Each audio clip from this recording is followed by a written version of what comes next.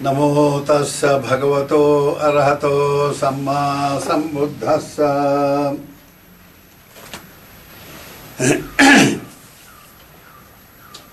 This is a continuation of the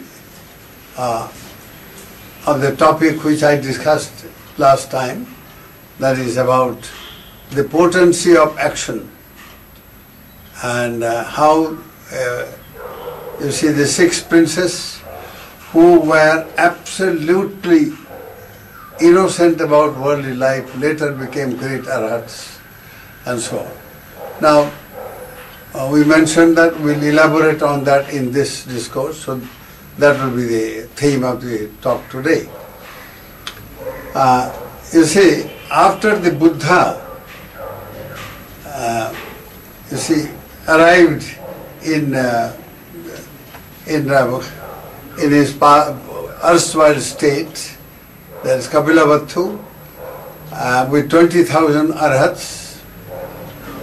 The whole kingdom was absolutely shaken by his presence, and large number of people, you see, their spiritual lives were completely changed, their lives were transformed.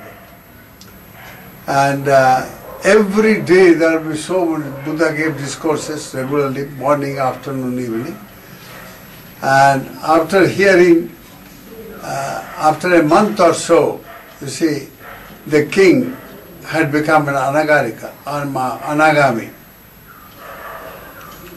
He had become spiritually transformed, a very high state. He was a rajarshi, literally, that is a royal, you see, sage. That is how his life was. And he decided, Buddha, after his completion of the stay, he decided to return to Rajagaha. So after Buddha arrived in Kapilavatthu, and he stayed for a month or so, or a little more than a month, the king was spiritually transformed, and the whole kingdom, there was a complete change in the lives of the people. So large number of people had taken to holy life.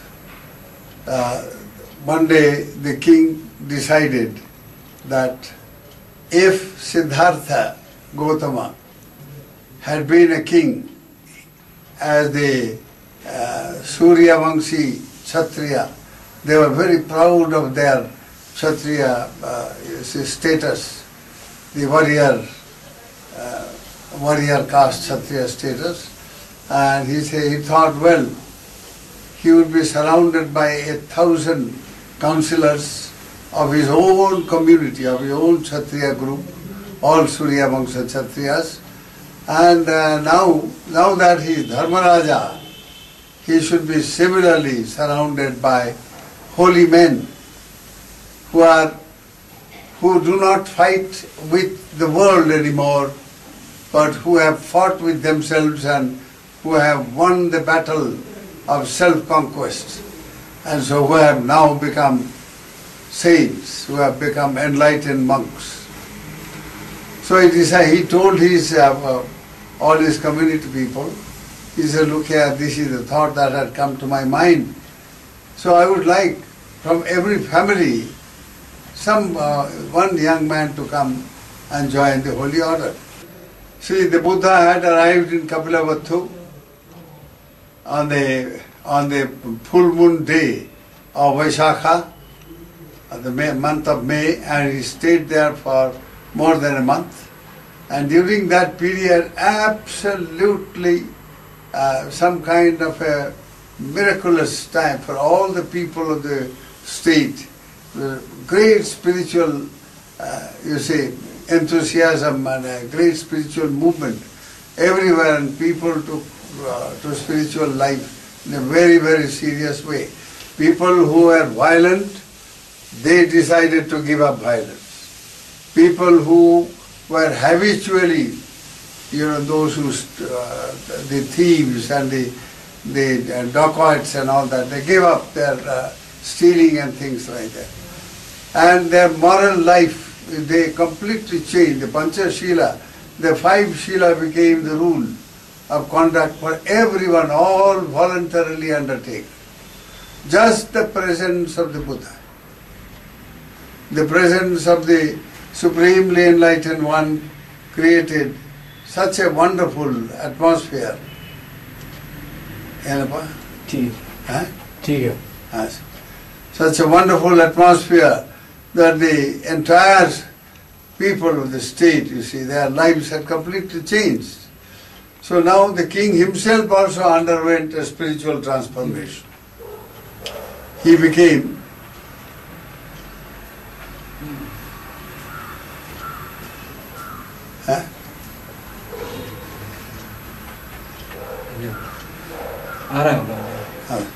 he became an anagami. I am sorry, a lot of these interruptions.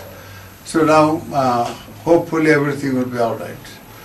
So, after he had become spiritually transformed, an anagami who will no longer be born in the Kama Loka, and next stage he will attain the enlightenment, you see, of an Arahat.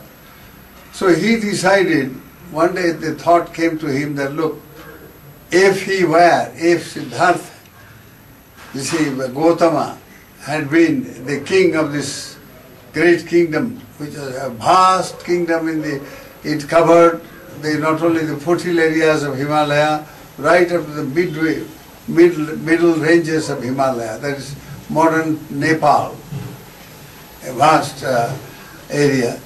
And he said he would have been surrounded by at least 1,000 Surya Vangsha Kshatriyas, the warrior caste, the royal caste people. So he would be surrounded by them all the time. They were serving as his personal companions and followers. But now that he has become Dharmaraja, the sovereign of truth, of Dharma. So now let him also be surrounded by holy saints, holy enlightened ones. So he had told his all his the aristocratic Kshatriya people, he said, and the royal caste as well as the princes, there are different groups there.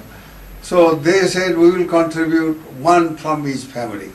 And that is how 1,000 of them had become monks.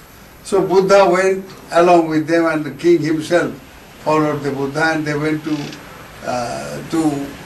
send him, gave a very great send-off up to the border country, that is between Sakyas and the Mallas. So he went, as he entered there in the Malla kingdom, he was staying in the Anupiya mango grove of the royal family there, was surrounded by the thousands of monks. He had gone with 20,000 arhats. They were all of them. And his own people who had become monks. Rahula, his brother, and so on. His son, then Nanda, his brother. So many. And now these 1,000 monks and so on.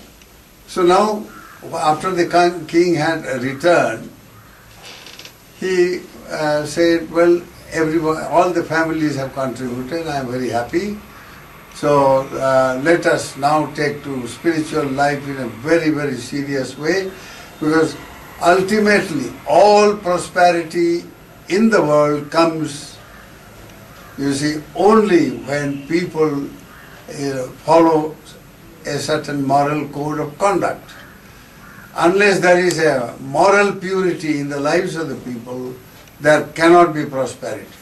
You can earn any amount of money, you can develop any amount of military power, you can develop anything, intellectual power, everything, but life will never be peaceful and happy unless there is the basis of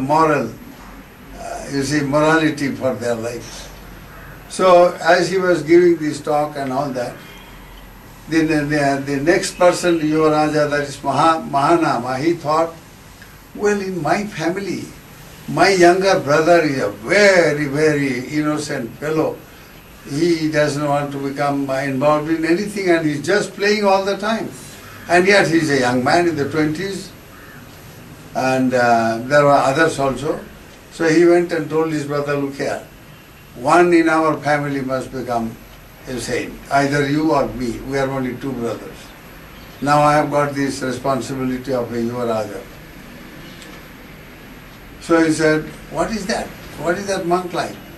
He said, you know, cut off your beard, cut off your hair and all the... He gave a full details of the monastic life. He said, oh my, it's a hard life, eh? He said, okay, if you don't want that, I will become a monk. You look after all the estates that we own and the great business industries and so on, about which I had already mentioned in the last week.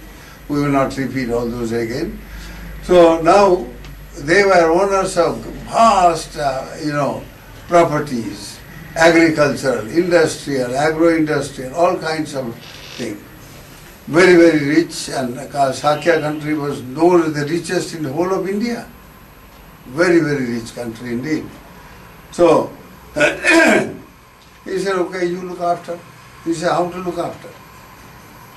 Then he gave a detailed account of the responsibilities of the head of that big business and industrial empire. She said, no, I can't do all this. I better become a monk. He said, okay, then very good, I will look after all this. So he said, you go take permission from mother and go. Mother said, no, nothing doing. You are my most beloved child. I can't go live with you. And so on. He says, no, it's the honor of the family. If you don't allow me, the good name of the family will be in the mud. So she said, okay, very good. You better get your friend Bhadya also to go. He was also elected to be the Yuvaraja, but he had renounced. So in his place, Maha came. So Bhadya said, look here, I have some duties to do, to finish, a week or so. So then let us go. So that is how a week they spent in great pomp and all kinds of ceremonies, 6 of them. That included Ananda, Kimila, etc., Bhagwan and Devadatta. All the 6 princes. So after that, 7 days festival and all that, they stay because Bhaggo was elected to be the Yuvaraja, crown prince, but he had renounced. So the state gave him a kind of welcome, a send-off, with military send-off. So up to the border, the whole lot, they came in a very big way. And then in the border, he told them, you go now, who have to take, monastic life. So now the people had given them, as a part of the festival and the ceremonies, given them an upasaka dress of white, plain white dress. Now they were all the time used to very expensive princely sort of attire, dress, with all kinds of jewelries and all sorts of things. So now they were sent off also in the same way. So once they arrived at the border, these 6, they had taken with them their servant. He was their hairdresser, Upali. All the 7 of them entered the Malla country. Then they the first thing they did was, look here, now we have to become upasaka. Let us give up our things. So they made bundle of all their expensive possessions, everything, the jewelry, the clothes, this, that, everything, including the daggers and all that they carried with them, some kind of weaponry.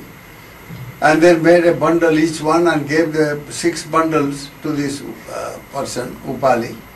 He said, now you can live a very prosperous life with all these properties, go, enjoy. So Upali, he couldn't disobey them. He was a servant. So he had to take. Then these princes, after giving everything, they felt very light. But they didn't know what exactly is this renunciation business of becoming a monk. They didn't know the very philosophy of renunciation. So they say, anyhow, we are Kshatriya princess, we have to give up, our family honor is important. So that sense of family honor and all that, they left. Now Upali went up to a distance just for a short while. Then the thought struck to him. He says, what?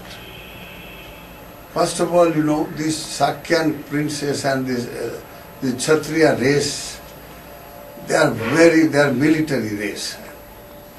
You can never, be sure about that temper.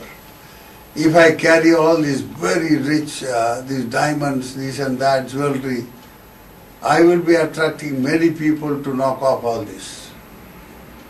So possession means danger.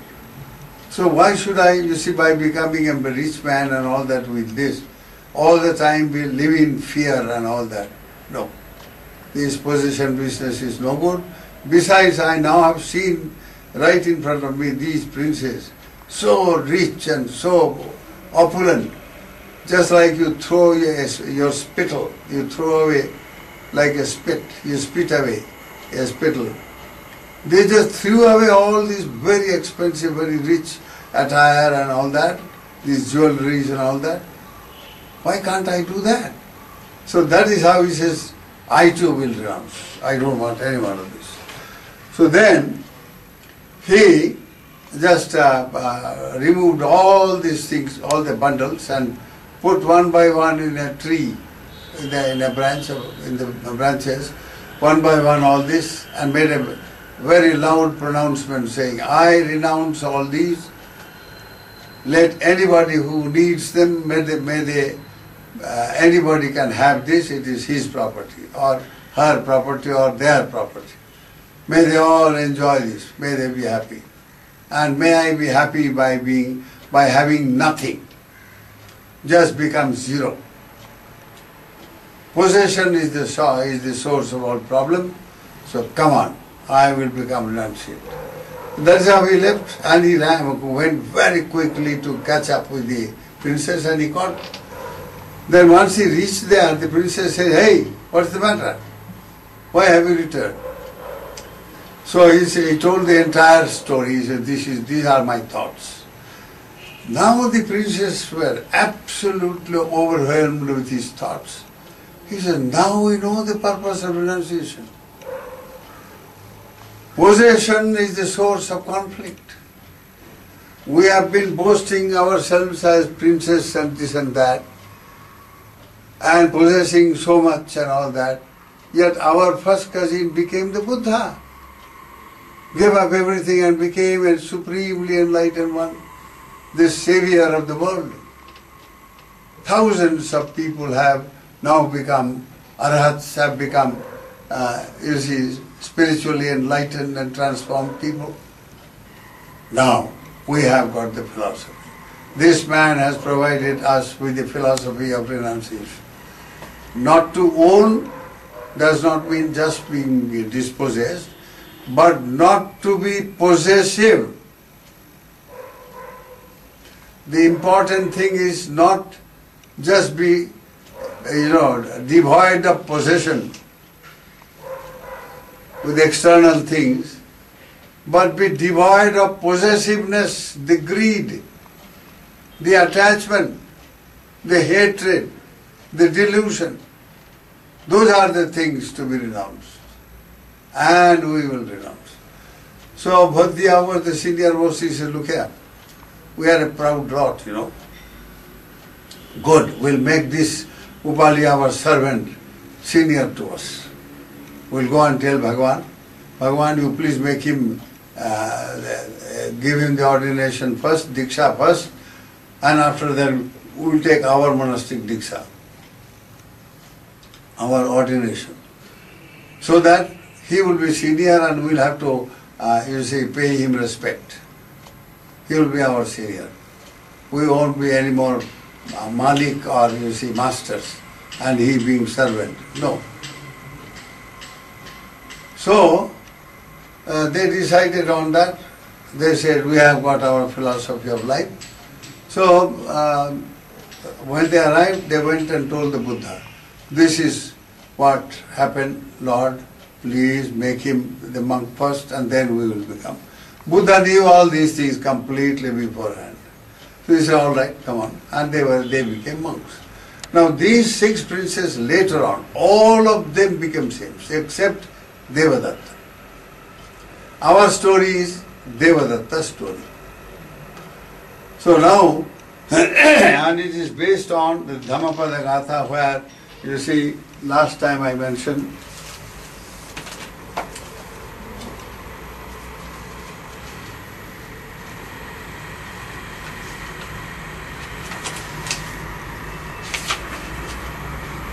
it is said, the evildoer suffers here and hereafter. He suffers in both the worlds. The thought, evil have I done, torments him, and he suffers even more when gone to realms of woe. Now this was the Gatha based upon which last time we discussed. This is the story of Devadatta. Now Devadatta, while Bhaddiya became an Arhat, as soon as they arrived in Rajagaha, all of them, along with the Buddha, they were all billeted. They stayed in little huts in the Veluvana area, which was with a vast, forest behind. There were hundreds of little huts there. So they settled down, these princes. Now Bhaddiya became an Arhat. He was able to recall his past lives. Then the Dibba Chakku, the divine vision, he could see the lives of others, how people, beings are born and then they die, and how they are reborn again, what kind of karma leads to what kind of rebirth, and all those. And he was a very powerful, enlightened Arhat he became. Now, so also Anuruddha was so innocent, he didn't know from where rice came. Last time we mentioned. From where food came, he didn't know. And so this innocent prince now becomes a very powerful, one of the preeminent Arhats with reference to Dibba Chakku. He could reach any state of existence anywhere.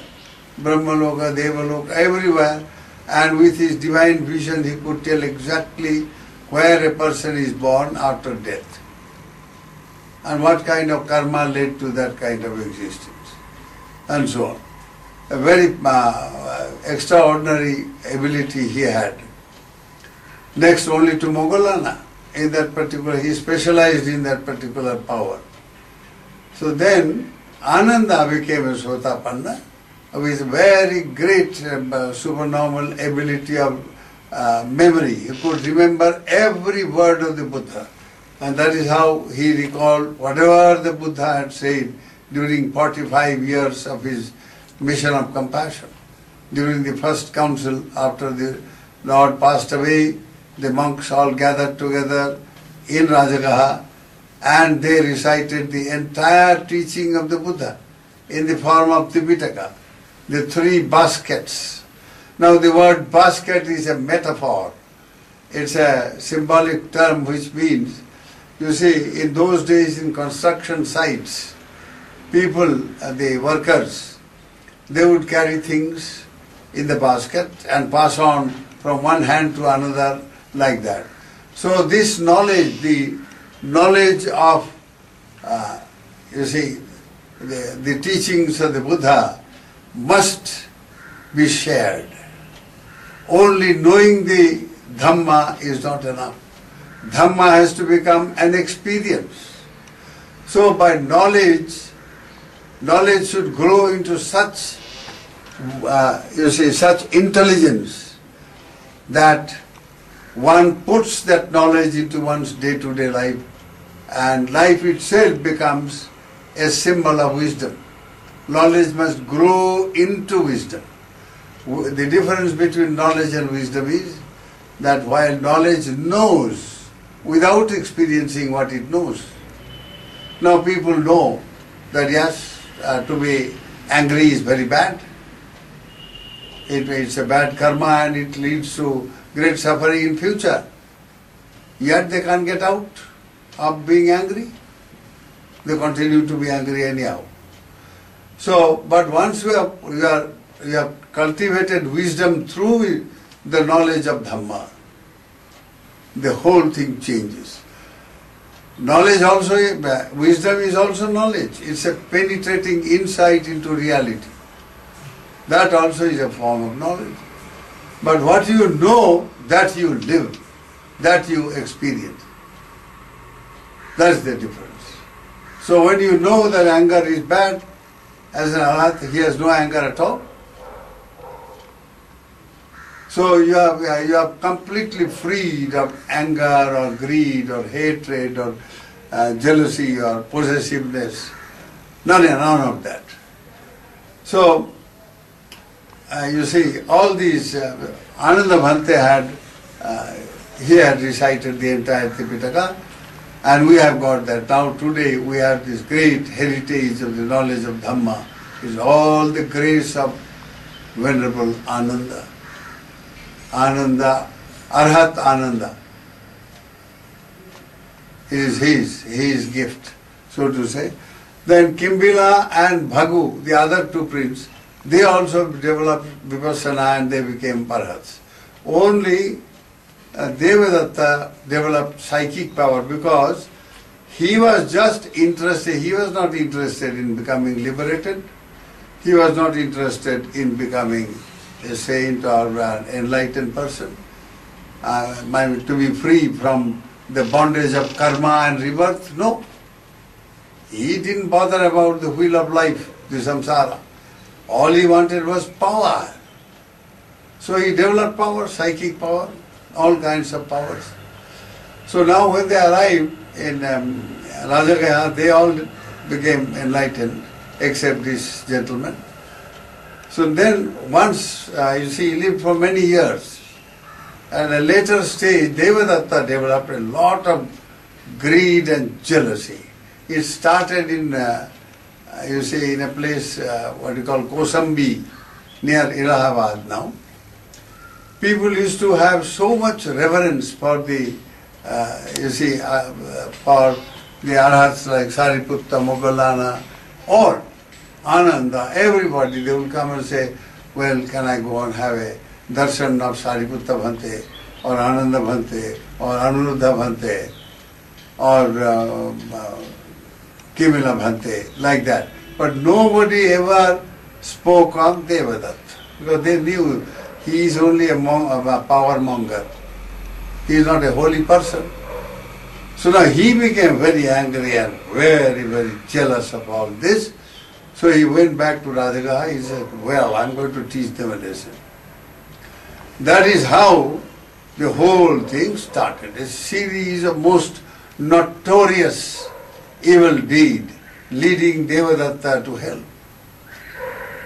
And it's a very, very pitiful story that psychic powers, intellectual power, all these powers were misused. How even a very good person, he was a very good prince at one time. Now when he became very jealous that nobody cares for me, I am also a Sakya Surya Vamsi, what you call Kshatriya prince, and they are also Kshatriya prince. Why can't I get all that? Why not people come to me? Okay, I am going to teach a lesson to the people for not coming to me.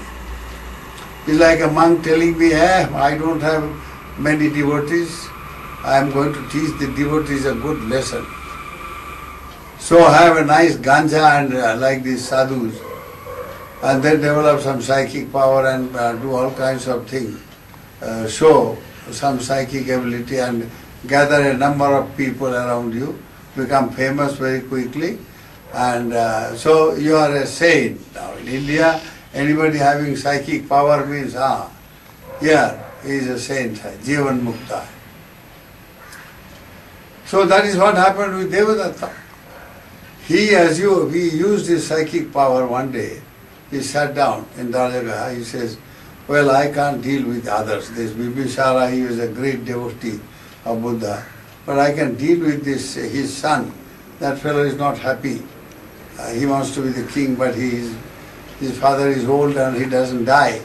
So he wants to be, he is not very happy. He has got other brothers, so he is afraid he may not become a king. So let me catch him. So that is how he assumed the form of a young boy and put on snakes. 6 snakes he had.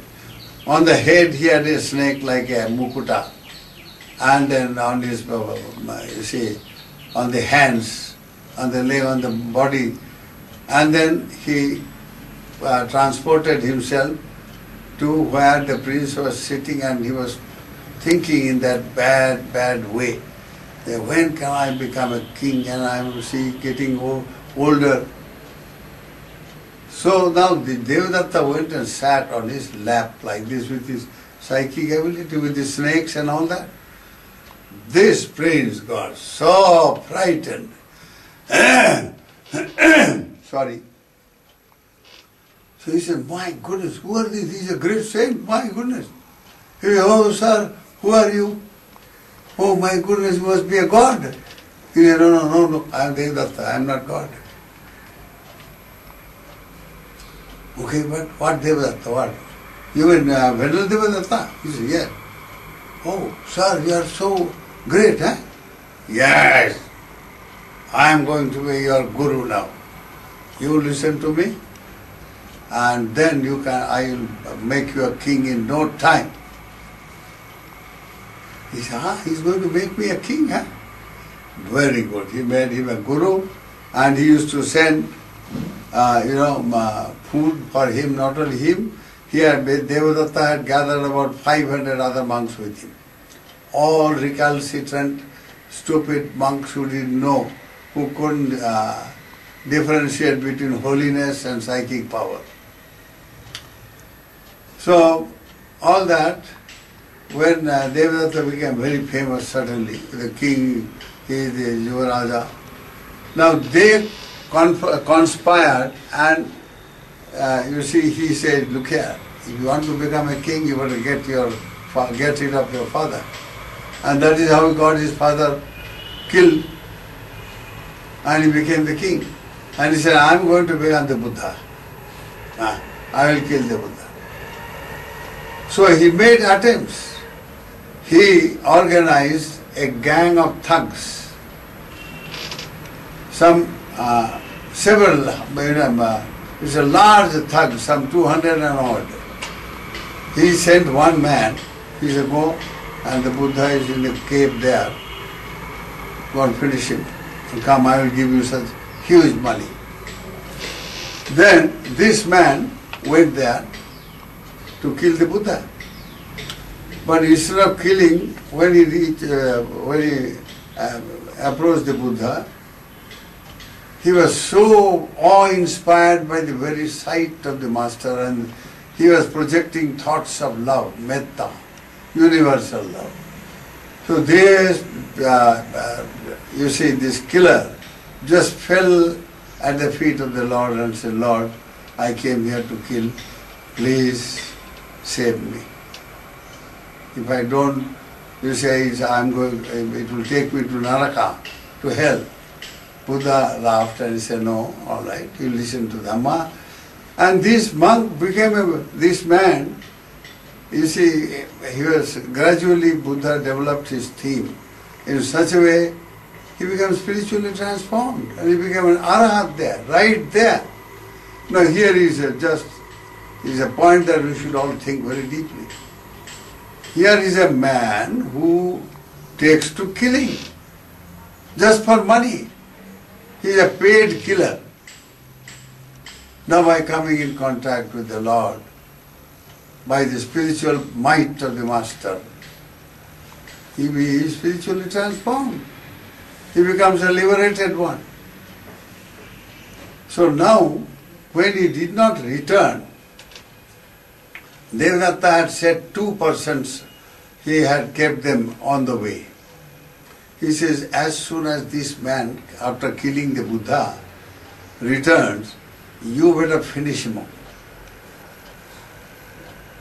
So when they did not return, this man did not return, these two, they got inquisitive, curious. So they went to Buddha. They also got transformed.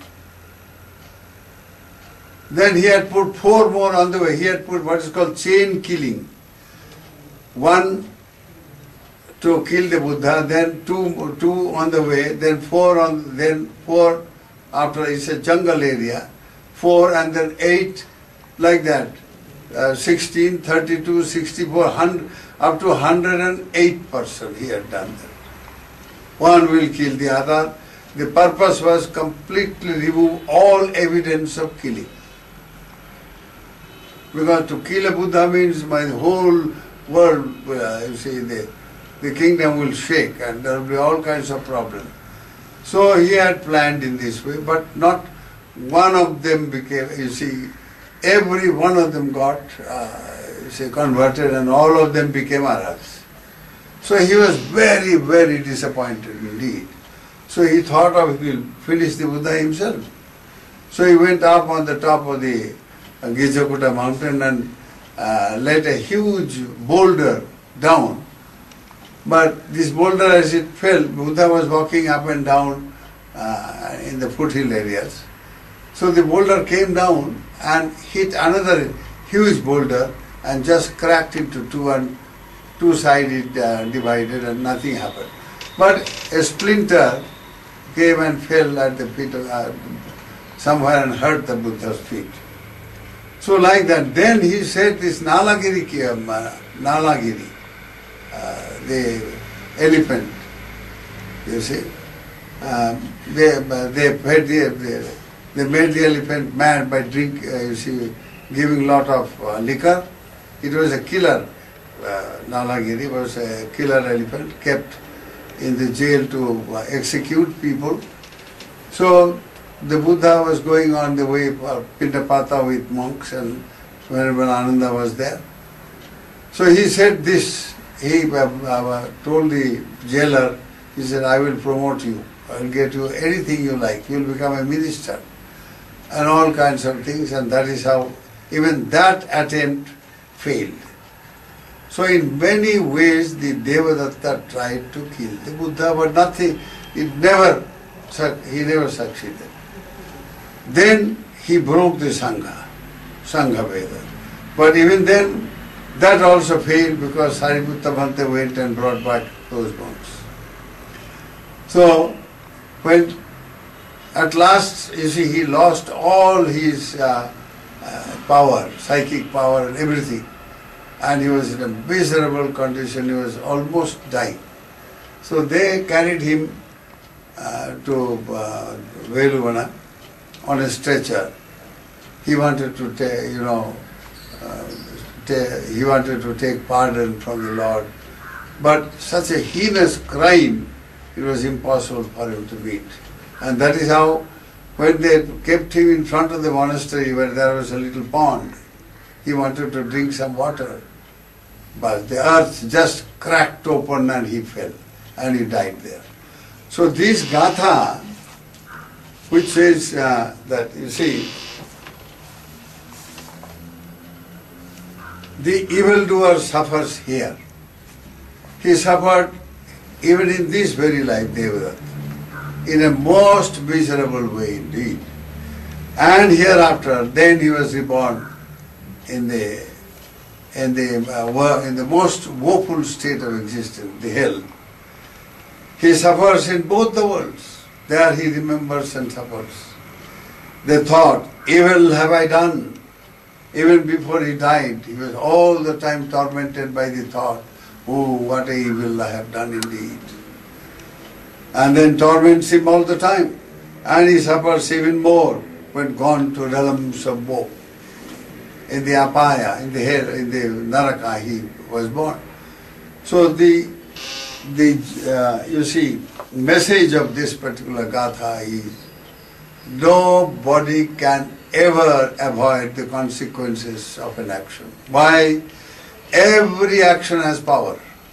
Every action has a certain potency. The evil has tremendous potency. Imagine a person who is, like Devadatta was a prince, and now having committed all this horrible thing out of sheer jealousy and power mongering. This craving for power and name and fame and position and all that. What kind of suffering now he is undergoing. Yet later on Buddha said that look here, even Devadatta, after he has finished all that, Jataka has many stories about Devadatta trying to hurt the Buddha. You see. But he says, you see, all that has only brought suffering in him. But a time will come, he will one day be enlightened. But not under any Buddha, he will be a Pacceka Buddha. On his own he will become, a hermit, enlightened one. So there you are. The action that we commit should be taken seriously. Good action has tremendous power, so also bad action. We create our destiny by our action. No God, no Brahma, no but Guru, no religion, nothing can create. We create by our own actions. So by simply saying, oh, it's God's will, that everything, I can't help it, it's His will, I'm doing all that. No. This is all running away from, truth. One should boldly face the reality that it is our own action that determines. So next week I will also discuss about the power of good, here and now. With this I conclude. May the grace of Bhagavan Buddha surround your lives with wisdom and well-being. May you all be happy and well. Sukhino bhavantu.